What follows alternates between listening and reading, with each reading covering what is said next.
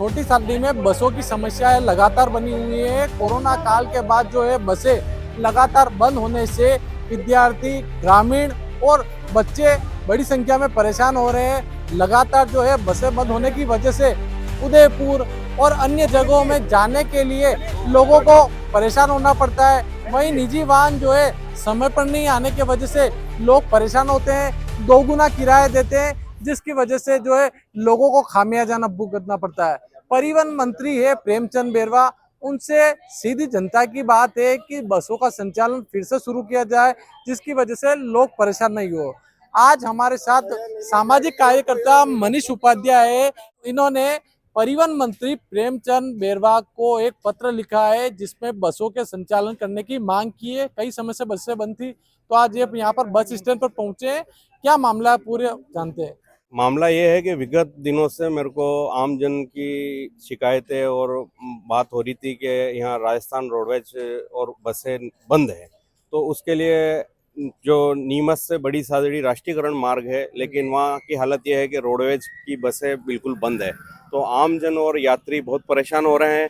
अभी एक तरफ सरकार कह रही है कि महिलाओं को हम रक्षाबंधन पर फ्री यात्रा कराएंगे, लेकिन जब बसें ही नहीं होगी तो महिलाओं को कहाँ से ये यात्रा कराएंगे। तो सरकार की कथनी और करनी में बहुत फर्क आ रहा है। तो इसी संदर्भ में मैंने परिवहन मंत्री श्रीमान प्रेमचंद जी बेरवा, जो हमारे उप मुख्यमंत्री भी हैं और परिवहन मंत्री राजस्थान सरकार है, उनको मैं एक पत्र लिख रहा हूँ और उनसे आग्रह कर रहा हूँ कि आम जनता को अधिक से अधिक बेहतर यात्रा की सुविधा मिले, जिसमें हमारे जो विद्यार्थी हैं, जो कॉलेज जाते हैं, उनको भी परेशानी आ रही है, जो किसान हैं उनको भी परेशानी आ रही है, महिलाएं हैं, सब आम जनता को भारी परेशानी है। तो मैं उनसे यही निवेदन करना चाह रहा हूँ कि ये जो मांग है ये जनता आम जन की मांग है और इसको जल्दी से जल्दी आप परिवहन मंत्री होने के नाते मैं आपसे यही निवेदन करता हूं कि आप बसें अधिक से अधिक संख्या में यहाँ चलाएं और छोटी साइडी की जनता को बेहतर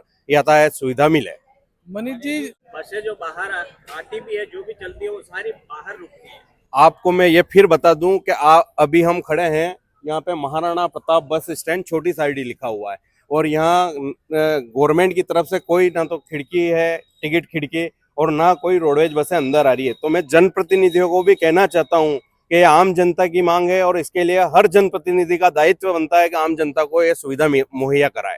एक बात करें तो यहाँ से जो लोग हैं उदयपुर अक्सर जाते हैं, जो कोई बीमारी को लेके, कोई पढ़ने को लेकर, तो जो बीमार होते हैं, पहले तो वो बीमार है, एक तो बीमारी से परेशान, ऊपर से साधन नहीं मिलते हैं, उस वजह से परेशान होते हैं। तो इसको लेकर क्या कहेंगे। मैं इसको लेकर यही कहना चाहता हूं कि जो हमारे यहाँ के जनप्रतिनिधि हैं, माननीय श्रीचंद जी कृपलानी साहब, तो ये जिम्मेदारी उनकी बनती है कि वो परिवहन मंत्री और उप मुख्यमंत्री से चर्चा कर और यहाँ के लिए बेहतर यानी कि यात्री सुविधा मुहैया कराए। तो वो चाहे तो कर सकते हैं, लेकिन मैं कृपलानी जी पर खुल के बोल रहा हूँ कि वो यहाँ के एक जनप्रतिनिधि हैं। अगर मीडिया उनसे सवाल करती है कि यहाँ के, जैसे आप बस की व्यवस्था के लिए तो मैं अभी अपन बात कर रहे हैं, यहाँ शिक्षा की व्यवस्था भी बहुत कमजोर है। यहाँ का जो गुलाबचंद मेवाड़ी स्कूल है और बालिका स्कूल है, वहाँ कितना अध्यापकों की कमी है। तो ना तो शिक्षा पे बात करते हैं, स्वास्थ्य की अगर कोई मीडिया कर्मी बात करता है तो वो अंता की बात करते हैं। ये पूरी जनता ने सुना है।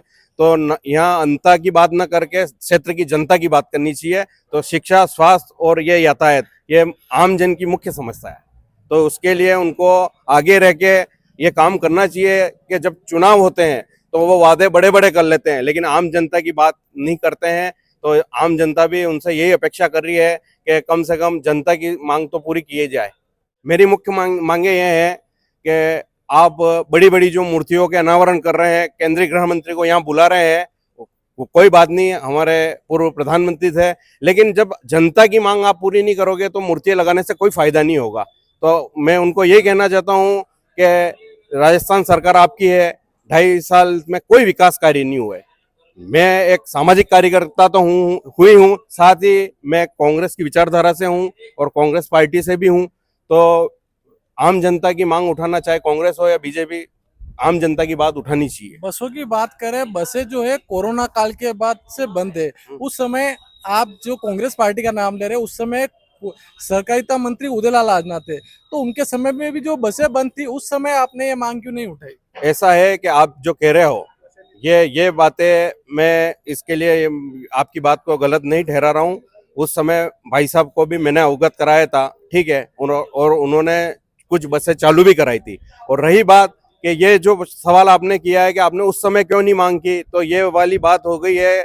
जैसे आप गोदी मीडिया में आपको नहीं समझता हूँ, आप एक अच्छे यानी कि आम जन की बात उठाने की वाली मीडिया हो, सोशल मीडिया पे आप चल रहे हो, आपका प्लेटफॉर्म है और अच्छे आपके यूजर्स है, फॉलोअर्स है। लेकिन मैं यही कहना चाहता हूं कि कोई भी बात होती है, अगर हम जनता की मांग करते हैं तो ये बोलते हैं कि पिछले कांग्रेस की सरकार थी या नेहरू जी से पूछ लो, तो ये बातें नहीं होनी चाहिए।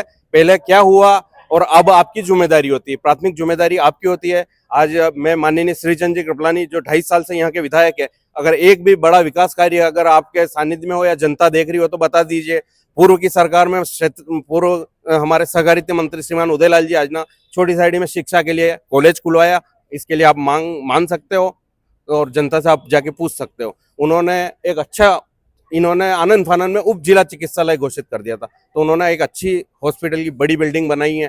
तो उसके लिए मैंने विगत 8 माह पहले एक धरना दिया था, जिसके लिए कि यहाँ पे अच्छे डॉक्टर होने चाहिए, ठीक है। तो मेरे धरने को राजनीतिक दबाव और लोकतंत्र की हत्या की थी उस समय, और उस समय भी इन्होंने आंदोलन को दबाया और इन्होंने मेरे को आश्वासन दिया था कि 1 महीने में यहाँ डॉक्टरों की व्यवस्था हो जाएगी। लेकिन क्या हुई, क्या आज दिन तक नहीं हुई ना। तो इसलिए कि हर बात पर पिछली सरकार और नेहरू जी को जिम्मेदार ठहराना ये लोकतंत्र में सही नहीं होता है। अभी नगर पालिका के चुनाव होने हैं, 5 साल पिछले निकल चुके हैं। आपकी पत्नी भी नगर पालिका की उपाध्यक्ष थी। कैसे देखते हैं पिछले 5 सालों को? ऐसा है, पिछले 5 सालों में आपने बोला है कि मेरी पत्नी नगर पालिका उपाध्यक्ष थी। बिल्कुल उपाध्यक्ष थी वो, कांग्रेस पार्टी से मैं भी हूँ और वो भी कांग्रेस पार्टी से ही थी। और पूर्व सहकारिता मंत्री जी के मार्गदर्शन में हमने आम जनता के लिए बहुत सारे काम किए।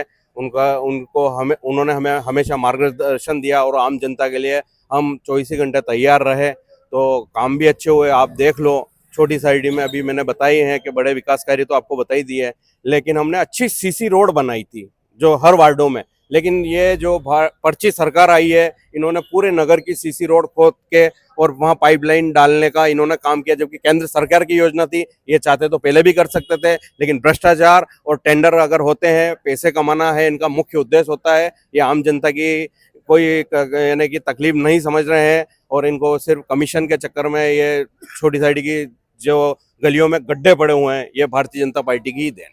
ये मैं वर्तमान में आपको बता देता हूँ, मैं कोई भी चीज करता हूँ होमवर्क करके करता हूँ, अंधेरे में तीर नहीं चलाता हूँ। अभी वर्तमान में जैसे कि हमारे यहाँ उदयपुर डिपो से 4 बसें आती थी जो वाया कानोड़, भिंडर, बड़ी साइडी, छोटी साइडी होता है नीमच जाती थी, तो वो बसें बंद है। उसके अलावा प्रतापगढ़ डिपो से प्रतापगढ़ राजसमंद वाया सांवलिया जी जो एक दर्शनीय तीर्थ स्थल है, वहाँ के लिए भी आम जनता को दर्शन लाभ के लिए बस चलाई थी पहले।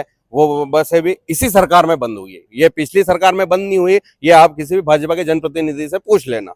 और रही बात फिर चित्तौड़ डिपो की, जो बसें नीमच जाती थी वो भी बंद है, क्योंकि नीमच जो प्राइवेट बसें चलती थी वो भी मनमानी कर रहे हैं। अभी जैसे राष्ट्रीयकरण मार्ग है बड़ी सादड़ी, जिसका किराया है मात्र 30 रुपए, लेकिन अवैध वाहन उनसे 50 रुपए, तो ये जनता को ही नुकसान हो रहा है ना।